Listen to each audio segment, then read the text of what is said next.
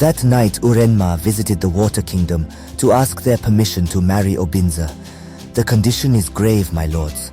Why can't you strip me of my powers and thereby take this curse far from me?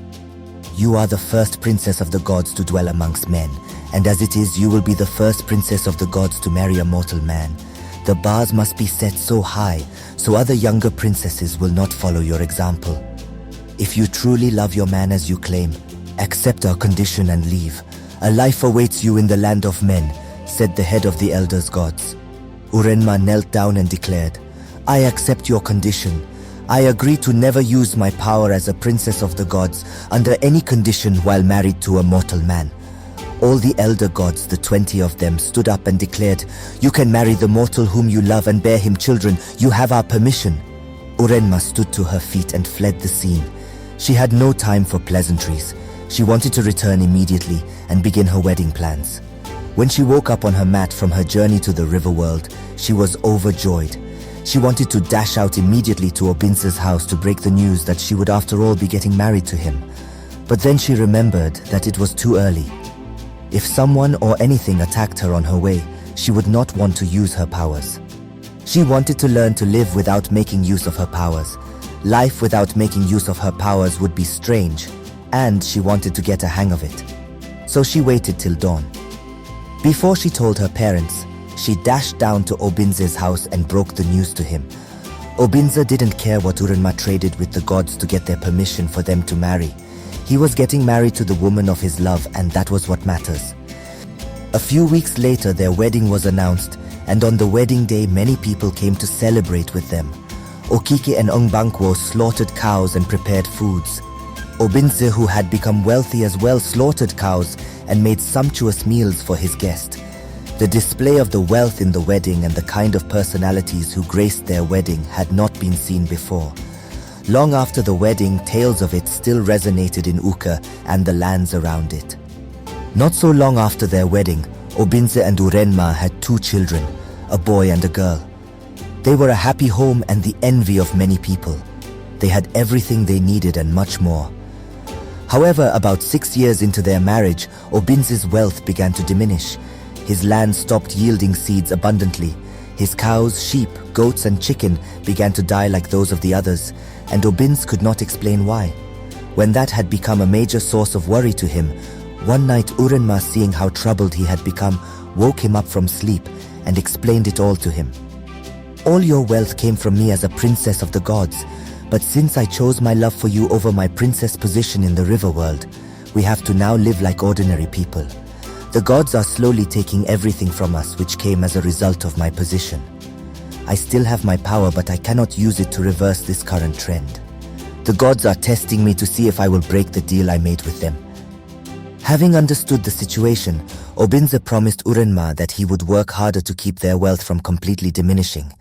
However, Urenma knew that his hard work would not change much.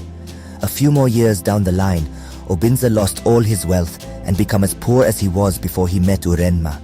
His change of fortunes puzzled the land of Uka and all who knew him.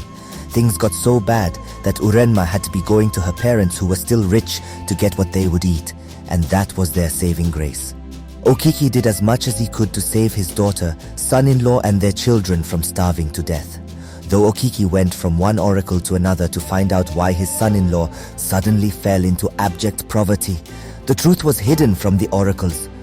Obinze did not for once let it bother him. He took solace in his ravishingly beautiful wife and children, and allowed tongues to wag as much as they wanted. Later, rumor was heard about a tyrant who destroyed and annexed lands. It was said of the tyrant that no voodoo or weapon could stop him. People claimed that powerful and callous gods backed him up to create a new kingdom for them. At first, the people of Uka and their neighbors scoffed and dismissed the rumor. But after 2 years, what they thought was a lie began to unfold in nearby communities. The tyrant, who was called Ogidi, was indeed ruthless. He slaughtered villages and castrated men. Oracles and medicine men could not stop him. Men and kings sought parleys with him, but he refused. He preferred blood and slavery. When he heard of the tale of the beauty of Urenma, he desired her and set his eyes upon Uka to destroy its people and make it his own. By then Uka was filled with men and women who had fled the bloodthirsty tyrant to take refuge in it. When they heard Ogidi was coming, the people of Uke began to flee to lands they heard were safe. However, most of the way to Uke had been cordoned off by the soldiers of Ogidi. In the light of imminent death, the men of Uke began to scheme ways to survive. When they heard Ogidi had a desire for Urenma, they offered to let him have her in exchange to leave their land alone. Ogidi accepted their terms, but it was all a deception. His plans was to take Urenma from them and then behead Obinze and all the elders before subjecting their village to slavery. Okiki, being a wealthy man, was made aware of the scheme of the elders and so ran to inform Urenma and Obinze. To buy them time, when the warriors sent to bring Urenma to Ogidi arrived at Obinze's compound, Obinze welcomed them well and informed them that he knew why they had come. He actually offered them drinks and then sent them back to Ogidi with his offer. Go back and tell Ogidi I will bring my wife to meet him at the square. Tell him that I will fight him for Urenma and Uke. If I defeat him, he would then retreat from Uke and leave us alone. And if he defeats me, my head and my wife shall be his to take. Tell him I am Obinze, the undefeated wrestler and champion hunter in Uke land. When Ogidi heard Obinze's terms, he laughed and asked if Obinze had not heard of him at all. Soon Obinze's terms spread throughout the land, and hope began to rise. Those who had seen him fight began to believe that perhaps Obinze would save them all. When Urenma heard of Obinze's offer, she went berserk. Obinze told her that he would rather die fighting than to watch a man take his wife and behead him. Urenma took Obinze into their hut and cut off a flock of her hair and tied it around his waist. Right before Obinze's eyes, the flock of hair disappeared into his body, and Urenma said to him, "Now you are like a god. This is the only way to defeat Ogidi. After this battle I do not know what the gods shall do to me, but whatever they too chose to do, I shall be glad that I lived by your side, loved you and die for you. When I am gone, remember to tell men that I die for love."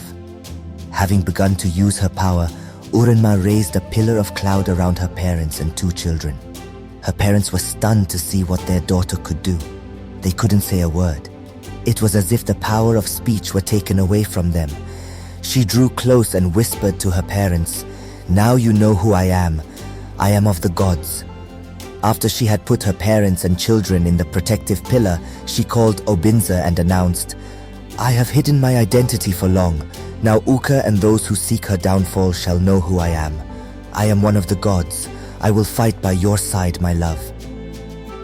Obinze took 2 sharp blades from his collection and gave one to his wife, and they left for the village square where a mammoth crowd had gathered.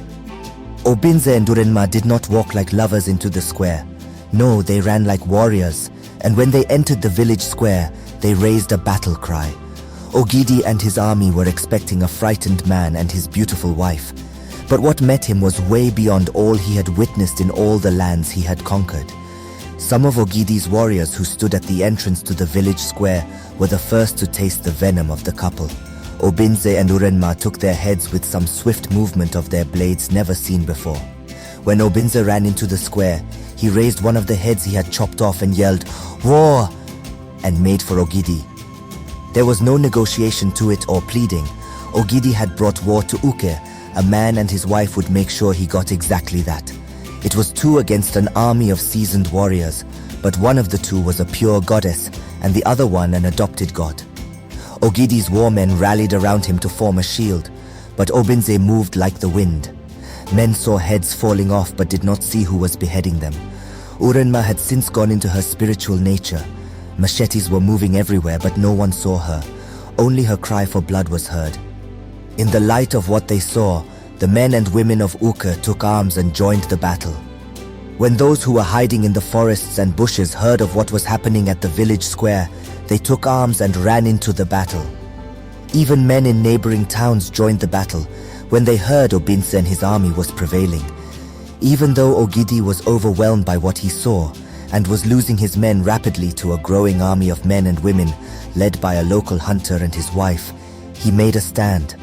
He summoned the gods that had been his back in all his battles, but it was then Ogidi knew what he was up against.